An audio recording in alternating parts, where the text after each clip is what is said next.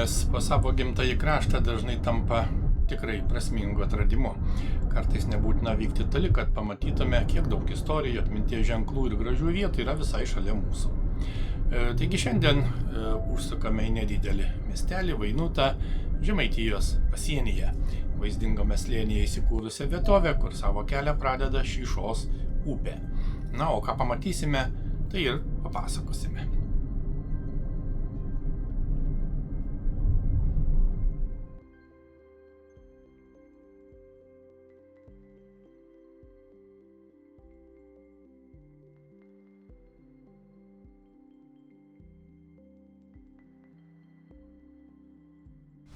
Taip, šiandien yra paskutinė pirmojo vasaros mėnesio birželio diena. Mes užsukame į įdomų taip pat Lietuvos miestelį Vainutą. Vainutas yra nedidelis miestelis Šilutės rajono savivaldybėje šalia kelio Šilutė-Šilalė. Na ir miestelė yra 12 gatvių, o pagrindinių gatvių susikirtime yra keturkampė aikštė.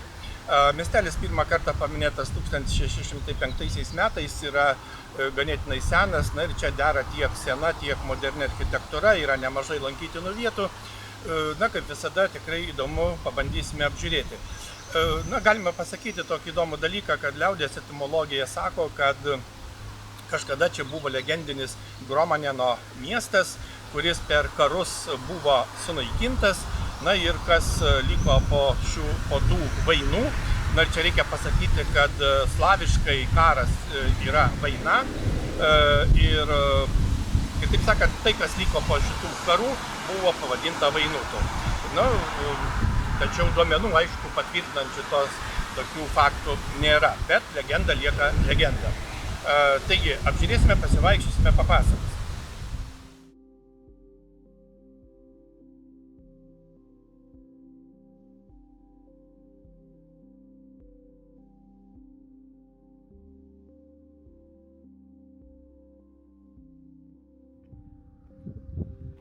Žemaitijos pasienyje, šties gražiame slėnyje, įsikūręs Vainutas, nedidelis, tačiau turtingą praeitį saugantis miestelis. Čia savo kelią pradeda Šyšos upė, o ramus kraštovaizdis, kalvelės ir lėtas gyvenimo tempas kūrė savitą šios vietos nuotaiką. Rašytiniuose šaltiniuose Vainutas pirmą kartą paminėtas 1506 metais ir tai rodo, kad miestelis turi daugiau kaip 500 mečių istoriją. Vainuto istorijoje netruko skaudžių išbandymų. 18 amžiaus pradžioje Šiaurės karo metu miestelis sudegė. Po šios nelaimės Vainutė kurį laiką neliko nė vieno gyventojo. Tačiau miestelis pamažu atsigavo. Žmonės grįžo, kūrėsi iš naujo, buvo statoma bažnyčia, mokykla, atgijo bendruomenės gyvenimas.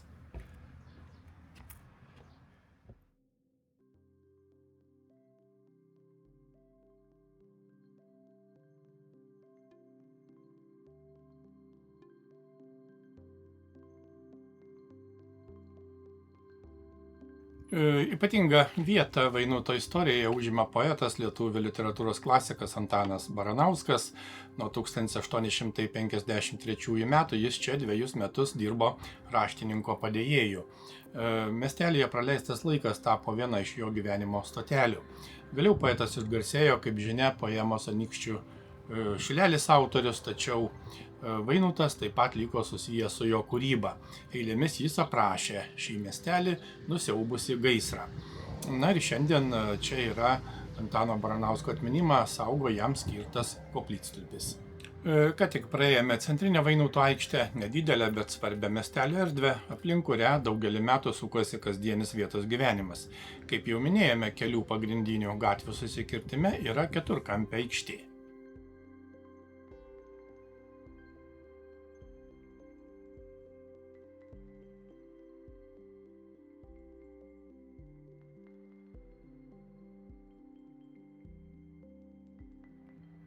Vaikštant po Vainutą galima pastebėti ne vieną miestelio istoriją liudijantį ženklą.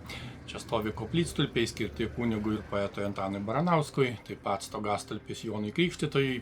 Miestelio erdvėse galima pamatyti piemenuko skulptūrą, Lietuvos nepriklausomybės atkūrimui skirtą atgimimo paminklinį akmenį ir atgimimo ąžuolyną. Prie įvažiavimo į Vainutą ant akmeninės pakilos pastatytas miestelio simbolis ąžuolynė patranka. Ji pasitinka atvykstančiuosius ir primena, kad net mažas miestelis gali turėti ryškų ir išties išskirtinį ženklą.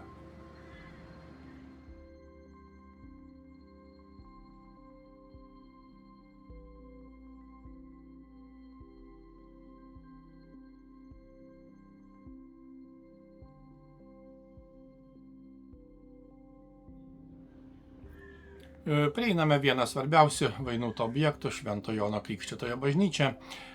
Jos istorija glaudžiai susijusi su viso miestelio raida.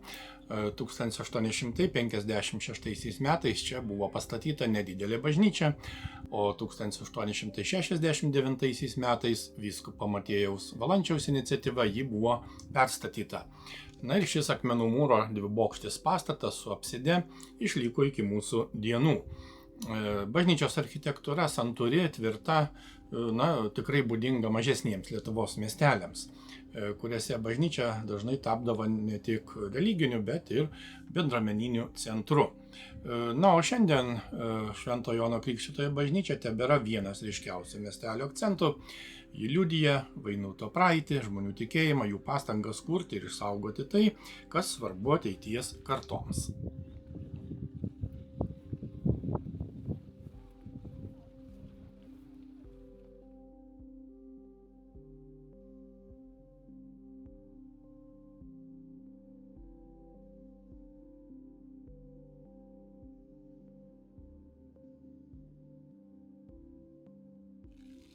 Visai šalia bažnyčios įrengta jauki laisvalaikio erdvė, tai vieta, kur galima stabtelėti, atsikvėpti ir pasimėgauti ramesnę miestelio atmosferą.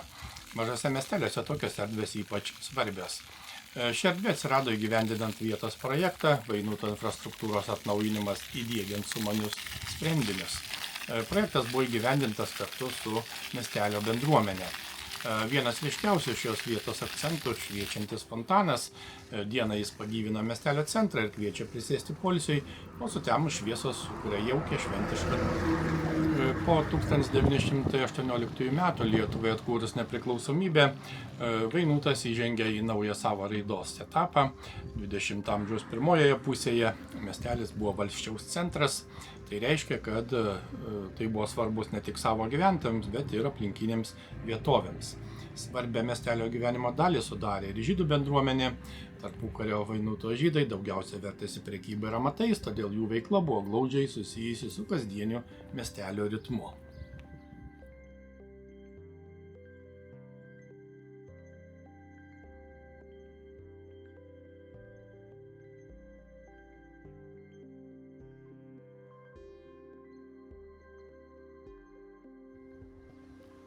Žinoma, miestelyje yra ir kultūros centras, čia telkiasi miestelio kūrybinis ir bendruomeninis gyvenimas. Mažose miesteliuose kultūros centras dažnai yra kur kas daugiau nei tik renginių salė. Tai erdvė, kur žmonės renkasi į šventes, koncertus, minėjimus, parodas, edukacijas ir žinoma bendruomenės susitikimus. Čia puoselėjamos vietos tradicijos, perduodama krašto atmintis, būrėsi meno mėgėjai, aktyvūs gyventojai, ir visi, kuriems svarbus gyvas miestelio kultūrinis gyvenimas. Ir tikslumo dėlei reikia pasakyti, kad tai yra Šilutės kultūros centro Vainuto skyrius.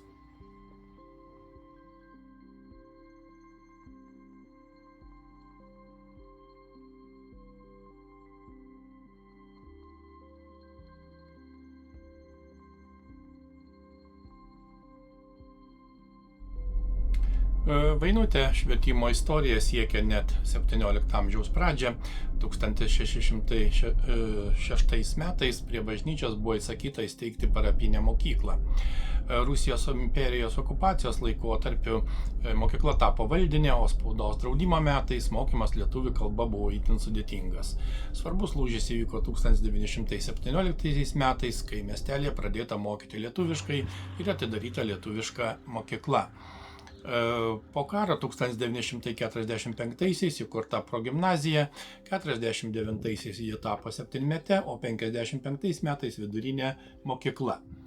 2013 metais mokykla tapo Vainuto gimnazija. Šiandien ji išlieka svarbia miestelio ugdymo ir bendruomenės erdve.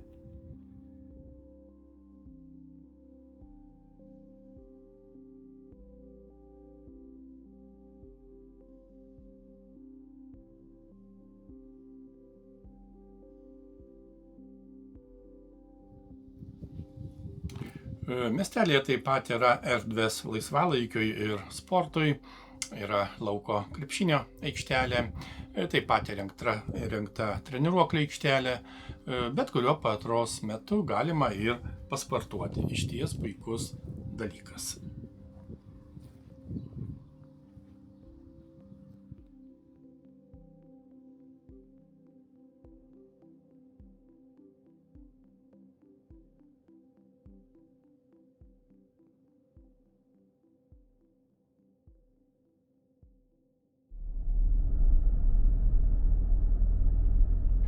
Pravartu paminėti, kad 2006 metais birželio 24-25 dienomis iškilmingai buvo paminėtas Vainuto miestelio 500 metų jubiliejus. Taip pat buvo paminėti bažnyčios ir mokyklos 400-mečiai. Vainutas yra viena iš tų vietovių, kurios išsaugojo savo savitumą, puoselėdamos kultūrinės tradicijas ir bendruomenės ryšius. Miestelis išties išsiskiria savo architektūrinę atmosferą, kurioje dera senoviniai pastatai ir modernūs gyvenamieji namai. Centrinėje dalyje galima rasti reikšmingų istorinių objektų, liudijančių apie šio krašto praeitį. Na ir be to, Vainuto apylinkės yra apsuptos nuostabios gamtos, tai ir miškai, upeliai ir pievos sudaro išties harmoningą kraštovaizdį, kuris traukia tiek vietinius gyventojus, tiek lankytojus.